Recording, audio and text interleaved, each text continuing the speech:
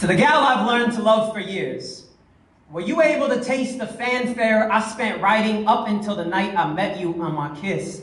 The day our lips lost control like two young drunk drivers and collided would be a wreck from that point on. We played crash test dummies with each other's hearts. We flirted with skylines of each other's vulnerability till one cracked like lightning bolts on a fragile structure. Both too prideful to let someone else help build us, we unraveled like an empire that never wanted to be built in the first place. I remember the last time the words "I love you" unwrapped from my mouth like a Christmas present I never wanted to give away. It tasted like all of our good times and mistakes I wish I could take back. I was sitting in California at the time, waiting for a flight back home to New York City. I didn't know what part of that I hated more, the physical distance it was creating between us, or the fact I left without packing those words with the rest of the baggage I still carry of you. You being an unexplored world, me hoping one day you discover yourself. You see, that day we were all shattered glass and carnage because being strapped tight riding shotgun with you is the only way being in a wreck could ever sound beautiful. Underneath the shrapnel of fights and broken windshield hearts, we have that ancient romance, that undeniable history. The recipe on how to make a relationship work, just don't know how to find all the ingredients. You always say, it's all cute and fairy tales in my poems, but I don't write poems, I write prayers, and I will scream them at the top of my lungs every day until God trusts us to see heaven in each other's face, until we find residency in each other's forever. You and I are gambling one day I know we could win at.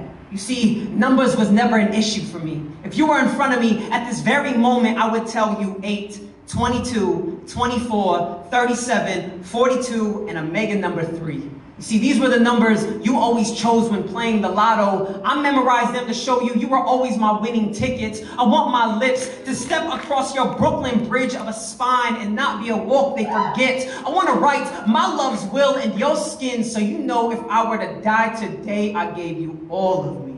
You see, in our last phone conversation, I still found my heart in the dungeon of my stomach, nervous, like a firefly trying to light the universe for the first time, because right before you dropped this anvil of a phrase on me, you laughed, which is one of the most amazing compliments I've ever known. It's an overwhelming joy like the day a baby learns to smile, but you caught me unbuckled and hit me head on when you told me you still loved me.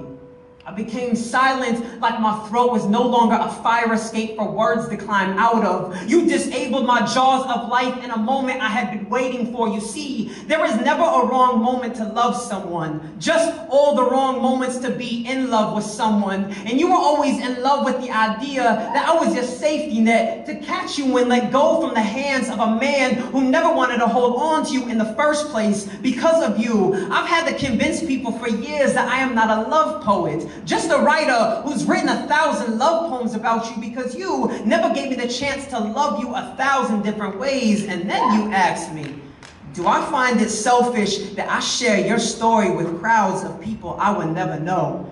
And all I could respond with was no. I'm sharing all the ways I never got to love you because you were such a selfish lover. This is to the gal who took me years to say goodbye to.